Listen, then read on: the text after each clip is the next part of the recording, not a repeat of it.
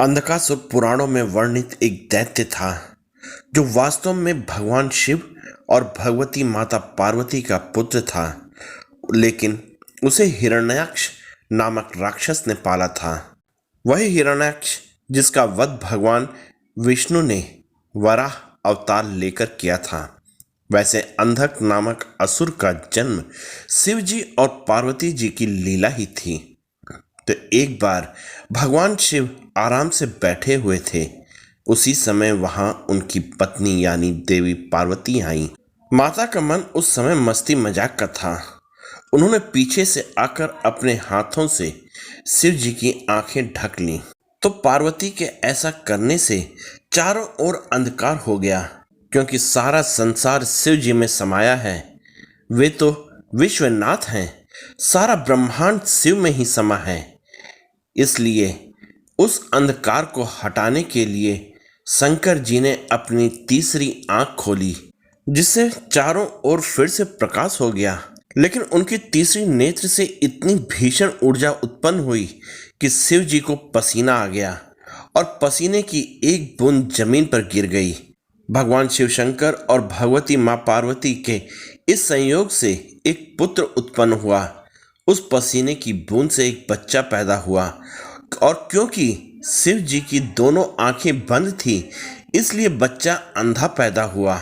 शिव जी इस बच्चे को साथ नहीं रखना चाहते थे, क्योंकि उसका जन्म महादेव अर्थात शिव जी की इच्छा के विरुद्ध हुआ। भगवान की मर्जी के बिना कुछ नहीं होता, और अगर होता है तो अशुभ होता है। बहरहाल असुरों का मुखिया हिरण्याक्ष तपस्या करने लगा। शिव जी को प्रसन्न करके वरदान में एक पुत्र चाहता था। महादेव उसके सामने इस अंधे बालक के साथ प्रकट हुए और वरदान स्वरूप उसे बच्चा दे दिया। हिरण्याक्ष बहुत खुश हुआ और उस बच्चे को अपने साथ ले गया। उस बच्चे का नाम अंधक रखा गया, क्योंकि वो अंधा था। अंधकासुर अब हिरण्याक्ष का बेटा हो चुका था। पार्वती जी अपने पुत्र से दूर होकर दुखी थीं, लेकिन गणेश जी और कार्तिकेय जी थे जो दोनों बच्चों पर उन्होंने ध्यान दिया। तीसरी ओर अंधक कुछ ही साल में बड़ा हो गया। भगवान विष्णु ने वाराह बनकर हिरण्याक्ष और नरसिंह बनकर हिरण्यकश्यप का वध कर दिया। अब असुरों का राजा युवा अंधक बन चुका था।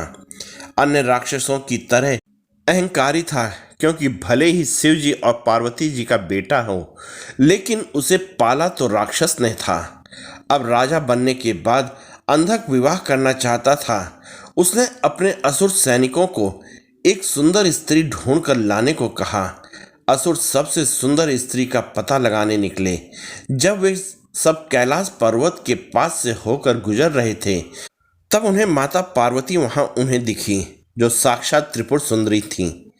असुरों ने जैसे ही उन्हें देखा तो वे सब उनकी सुंदरता को देखकर हैरान रह गए। सब अंधक के पास जाकर उस देवी की सुंदरता के बारे में बताया। अंधक देवी पार्वती को देखना चाहता था और विवाह भी करना चाहता था।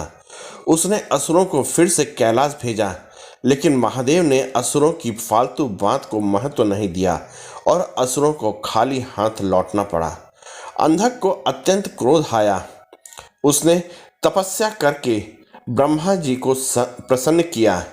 उसने ब्रह्मा जी से दृष्टि मांगी, क्योंकि वो अंधा था, इसलिए पार्वती जी को कैसे देखता। उसे दृष्टि मिल गई। बस फिर उसने अपनी सेना के साथ कैलाश पर चढ़ाई कर दी। जैसे ही अंधक ने पार्वती जी को देखा, वह उन पर मोहित हो गया। उसके मन में काम वासना जाग उठी। वो तो पार्वती जी से विवाह करना चाहता था, इस बात से एकदम अनजान कि पार्वती जी जिनसे वो विवाह करना चाहता है वो उसकी माँ है, और शिव जी जिनसे वो युद्ध करना चाहता है वो उसके पिता हैं। जब दैत्य गुरु शुक्राचार्य ने उसे बताया कि माता पार्वती विवाहित तो हैं ही, साथ ही अंधक की माँ भी हैं, तो अंधक को विश्वास नहीं हुआ। उसने अपने गुरु की बात पर ध्यान ही नहीं दिया, और वो सोच रहा था कि शुक्राचार्य झूठ बोल रहे हैं, क्योंकि पार्वती जी तो बिल्कुल अंधक की उम्र की ही दिखाई पड़ रही थीं। वो ये नहीं जानता था कि देवी पार्वती स्वयं महाकाली हैं। काल के चक्र से परे कितने राक्षस आए, माता रानी को मोहित हुए और चले गए। लेकिन गौरी मैया की सुंदरता में न तो कोई कमी आई और न ही वे उम्र में बड़ी हुई, क्योंकि वे तो सबसे परे हैं। इसी कारण से अंधक को विश्वास नहीं हुआ कि पार्वती जी का बेटा है वो। उसने पार्वती जी को मां के रूप में स्वीकार नहीं किया और उनकी ओर बढ़ा। शिव जी के गणों का असुरों से युद्ध हुआ। भगवान शंकर स्वयं आए। सबसे पहले उन्होंने शुक्राचार्य को निगल लिया। उन्होंने अंधक को युद्ध में हरा दिया और अपने त्रिशूल से उसे लटका दिया। अंधक के क्षमा मांगने पर भोलेनाथ ने उसे क्षमा कर दिया और शुक्राचार्य को भी मुक्त कर दिया। अंधक मान गया कि शंकर जी और पार्वती जी ही उनके पिता व माता हैं। उसने पार्वती जी की कुदृष्टि डालने के लिए उनसे क्षमा मांगी, तो माता ने भी उसे माफ करके अपने पुत्र के रूप में स्वीकार कर लिया। अंधक माता का सेवक बन गया और शिव जी के गणों में शामिल हो गया। आप लोगों को ये कथा कैसी लगी, कृपया कमेंट में मुझे बताइएगा। अगर आप लोगों को ये कथा पसंद आई तो कमेंट बॉक्स में हर हर महादेव लिखिएगा और आप सब इस कथा में मेरे साथ बने रहे, इसके लिए आप सबका बहुत बहुत धन्यवाद और जय हिंद दोस्तों।